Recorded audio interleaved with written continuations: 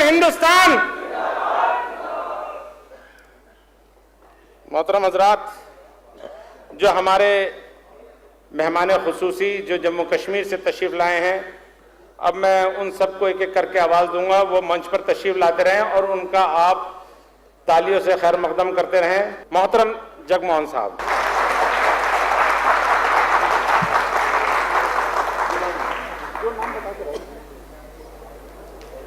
जनाब farmer chief justice Gupta ji और बाकी मेरे सारे बुजुर्गों, भाइयों, बहनों और कश्मीर के पुराने साथियों, जम्मू एंड कश्मीर के पुराने साथियों, I congratulate because this is the voice of those people who are wanting to shower roses on Mother India and not stones on Mother India.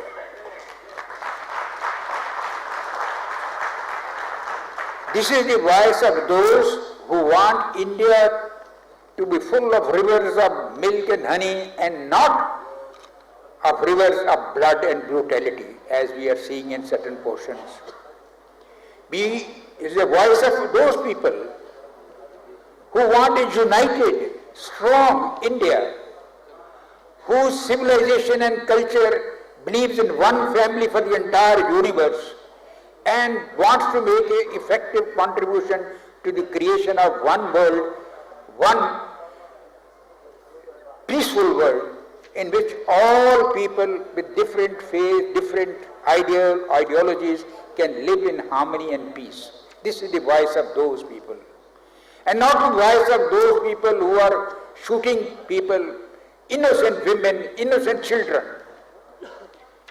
And I am also very happy to say that this is the voice, so far as Jammu and Kashmir is concerned, of that segment of Jammu, Kashmir and Ladakh, which is the real segment.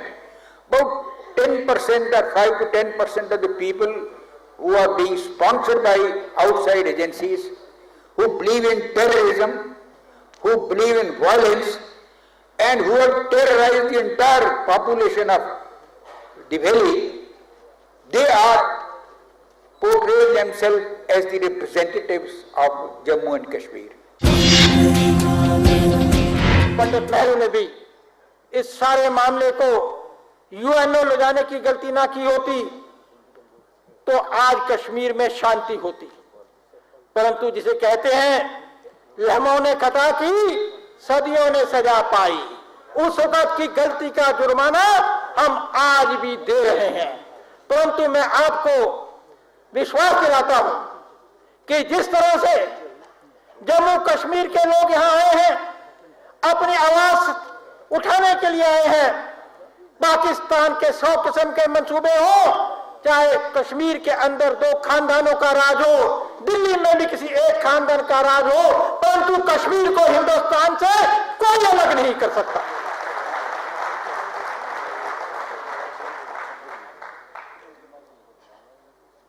Kashmir में के नाम पर जिस तरह एक community के लोग, केवल घाटी के लोग जम्मू कश्मीर और लद्दाख, जम्मू को भूल जाते हैं, लद्दाख को भूल जाते हैं, कश्मीर में रहने वाले भी जो मेजॉरिटी है उनको भूल जाते हैं और चंद लोग आकर यहां पर पाकिस्तान के पैसे से कश्मीर के आवाज बन जाते हैं। अब ये धांधली नहीं चलने वाली। मैं आज के प्रोग्राम के आयोजकों को बहुत बधाई देता हूं। पूरा हॉल भरा हुआ है और कश्मीर की यह आवाज हिंदुस्तान की पार्लियामेंट में गूंजेगी, उसके बाद यूएन में गूंजेगी और एक ही बात कहेगी, कश्मीर हिंदुस्तान का अटूट अंग है। भारत माता की, भारत माता की। 63 साल के बाद अब अभी तक हमारा देश कश्मीर की समस्या का समाधान नहीं कर पाया। हमको लगता है कि कश्मीर की समस्या हर साल 2 साल 4 साल के बाद और ज़्यादा उलझती जाती है। क्या हमारे देश की कोई कमजोरी है? क्या हमारे देश में दृढ़ निश्चय के साथ कोई नीति धारण नहीं हो रही है? कहां पर कौन सी कमजोरी है, इसको आइडेंटिफाई करना बहुत जरूरी है। क्या देश की नीति में सिर्फ अपीजमेंट है? क्या देश की नीति में सिर्फ इग्नोर करना है कुछ बातों को? जब तक ये नीतियों का सुधार नहीं होगा, जब तक कश्मीर की समस्या को दृढ़ निश्चय से उसको रिजॉल्व नहीं किया जाएगा, उस प्रॉब्लम को दूर नहीं किया जाएगा, तो कश्मीर के लोग तो ऐसे पिसते रहेंगे और देश का जो एक लार्जर इंटरेस्ट है उसका तो हमेशा से नुकसान होता रहेगा। मुझे आशा है कि जो नीति निर्धारण यहाँ होती है वहाँ पर इन विचारों को कंसिडर किया जाएगा। धन्यवाद। जब 1990 में कश्मीर के अंदर ये उग्रवाद की आग चली, देश जिसको घर जमीन फरदोस अस्तो हमें अस्तो कहते हैं कि अगर दुनिया में कहीं जन्नत है तो यही है। उसका मैं एक शेर में जवाब दे देता हूं। एक दिन हम सैर को निकले, दिल में कुछ अरमान थे। एक तरफ दुनिया की बहारें, दूसरी तरफ शमशान थे। चलते चलते पांव को हड्डी लगी, उस हड्डी के ये फरमान थे, ए चलने वाले जरा संभल के चल, कभी हम भी तो इंसान थे। आज मैं उसको स्वर्ग नहीं मानता हूं, नर्क से भी बदतर है। हर 2 किलोमीटर के बाद कब्रों के खंडात पड़े होते हैं, वहां इतना कतरे गर्द हो चुका। मैं अपील करता हूं इस मंच के माध्यम से कि यह सिलसिला बंद होना चाहिए। आज इसके लिए मेरे मीडिया के साथी, माफ करें मेरी छोटी मैं बात कहूंगा, कुछ जिम्मेदार मैं वो भी मानता हूं इसमें हिस्सेदार हैं, क्योंकि इन्होंने बढ़ा चढ़ा के इस चीज को पेश किया है मानो जम्मू कश्मीर पूरा भारत के खिलाफ है। यह गलत बात है, ऐसा कुछ नहीं है। जम्मू कश्मीर की पॉपुलेशन वो 1 करोड़ 7 लाख की है और 1 करोड़ 7 लाख में से 60% मुस्लिम है, 40 नॉन मुस्लिम है।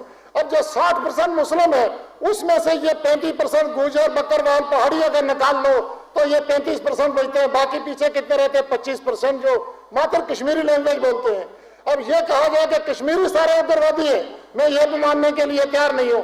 उनमें से भी 2 या 3% लोग जो है वो पूरे देश को, पूरी कौम को, पूरे समाज को बर्बाद करने जा रहे हैं। वो किसके इशारे पे चलते हैं वो सब लोग जानते हैं।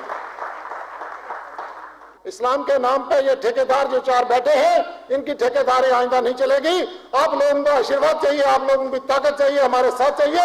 कश्मीर भारत का रहेगा, भारत के सारे रहेगा। जय भारत, जय हिंदुस्तान। हम एक हो जाएं तो बन सकते हैं खुर्शीद मुबीन, वरना इन बिखरे हुए तारों से क्या बात बने।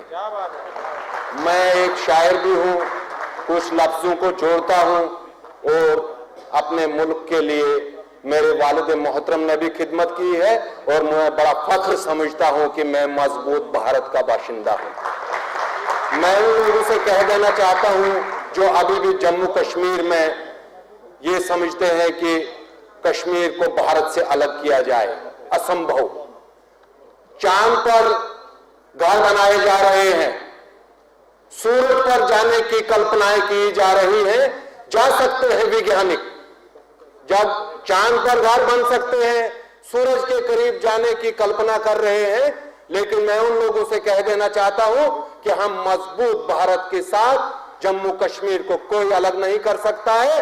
वो नारे नहीं चलेंगे कि जब एक जमाने में कहा करते थे कश्मीर में, हम सुनते थे, जो हमारे यहां विदेश से भी लोग आए हुए हैं जिनको इस्लाम के बारे में कहा जाता है Actual Islam is the religion of peace, security and joy.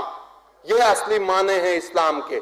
और जम्मू कश्मीर में जो कुछ अलहदी की पसंद लोगों ने जम्मू कश्मीर में ये समझ रखा है कि हम हिंदुस्तान से नहीं रहेंगे, मैं उन लोगों से ये पूछना चाहता हूं कि क्या नांगे मुल्क पाकिस्तान के साथ रहोगे, जहां पहले जमाने में कुरान पाक लेकर मस्जिद में इमाम जाते थे, आज बम लेकर वहां मस्जिदों में जा रहे हैं। मुझे फख्र है कि मैं उस मुल्क का बाशिंदा हूं जहां सबसे ज्यादा दुनिया में अगर आराम से आज मुसलमान कहीं सो रहा है तो वो हमारे मुल्क हिंदुस्तान में। अगर दुनिया में सबसे ज्यादा मस्जिदें हैं तो वो मेरे मुल्क हिंदुस्तान में है। अगर दुनिया में सबसे ज्यादा हिफ्ज़े कलामुल्लाह आपको मिलेंगे तो वो हमारे मुल्क हिंदुस्तान में मिलेंगे। और अगर दुनिया में सबसे ज्यादा शांति वाले लोग आपको मिलेंगे तो वो मेरे हिंदू भाई मिलेंगे। मेरे भाइयों, हम मजबूत हैं, हम रहे या न रहे, लेकिन ये हमारा वादा है आप लोगों से कि हम इस तिरंगे को अपने प्राचीन काल जमाने से इज्जत करते चले आए हैं। ये हमने इसलिए नहीं पहना है कि हमने यहाँ इस मंच की शोभा बढ़ानी है, ये हमारे खून में दौरा करता है और हर मुसलमान के खून में दौरा करना चाहिए। मुल्क से मोहब्बत करोगे तो कलाम साहब की कुर्सी तक भी पहुंच सकते हो। भारत माता की, भारत माता की। मुझे फख्र है इस बात का कि मैं हिंदुस्तानी हूं, इसलिए कि कल जब मैंने यहां दिल्ली में एक हॉल में सईद अली शाह गिलानी को बोलते हुए देखा, अरे गिलानी साहब, इसी को भारत कहते हैं, इसी को भारत कहते हैं, इसी को सेक्युलर मुल्क कहते हैं कि आपको भी आपकी बात करने का मौका दिया गया। जो अगर आप यही बात पाकिस्तान में करते, आपको मैं तब मानूंगा आप जब पाकिस्तान में आप हिंदुस्तान की बात करो। अगर आपको वहां से गोलियों से और बम से नहीं उड़ा दिया गया उधर ही, तो तब मैं आपकी बात को मानूंगा। यही हिंदुस्तान है जहां गिलानी को बात करने का पूरा मौका दिया गया है। अगर आप पेल्विसाइड की बात करते हो, हक की खुदादत की बात करते हो, तो बशीर नाज कहता है कि मैं हिंदुस्तान के साथ हूं, मेरा वोट हिंदुस्तान के साथ है, मेरा मुल्क हिंदुस्तान के साथ है। तो अखबार में आपने पिछली दफा अखबार में आपका ये स्टेटमेंट क्यों आया है कि इनके साथ सोशल बाइकआउट करो, और यहां दिल्ली में आकर आप कहते हो कि पेल्विसाइड के बाद जो हिंदुस्तान के साथ रहना चाहते तो मुझे मंजूर, पाकिस्तान के साथ रहना चाहते तो मंजूर। आपने जो भारत का नाम वहां पे लेता है आप उसको मारते हैं वहां पे। क्या आपका यह मकसद है कि जो भी हिंदुस्तान का नारा देगा, जो हिंदुस्तान का अपना मुल्क समझेगा, उसको खत्म किया जाएगा?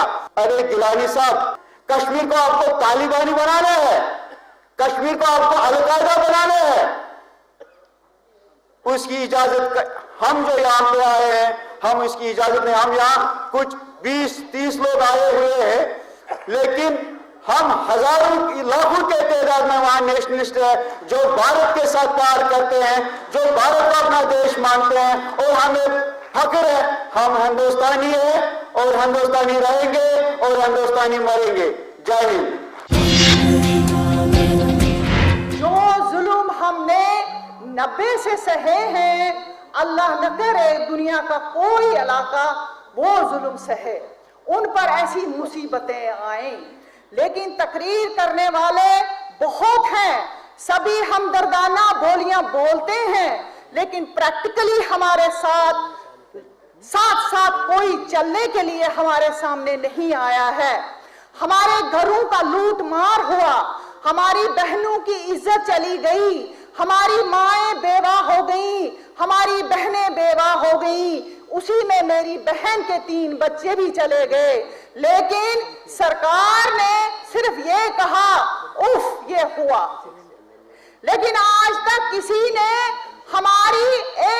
हमारी तरफ एक नजर भी न उठाई कि आखिर उनका घर कहां गया, उनका घर किस तरह उजड़ गया। सेंटर सरकार ने इतना पैसा भेजा, वो पैसा कहां गया, किसकी तिजोरी में गया? बाहर से पैसा आया, वो उन लोगों की तिजोरियों में गया जो आतंकवाद को हवा देते हैं, और हम रह गए कश्मीरी बेचारे। बेचारा कहना आसान है, लेकिन उनसे हमदर्दी करना बहुत मुश्किल है। मेरे भाई